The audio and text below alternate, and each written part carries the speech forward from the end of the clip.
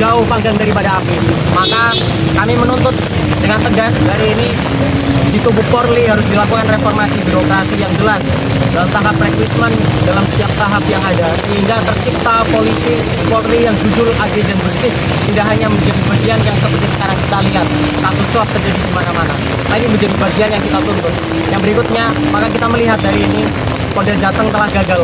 Polda Jateng telah gagal mengamankan tubuh institusinya yang mestinya steril dari tindak-tindak pungli, ternyata hari ini telah gagal. Maka kita tuntut, jika memang tidak bisa menyelesaikan persoalan ini, tidak bisa membenahi tubuh Polri dengan sebenar-benarnya dan sebaik-baiknya, copot saja kabut Jawa Timur. Itu yang kita tuntut hari ini.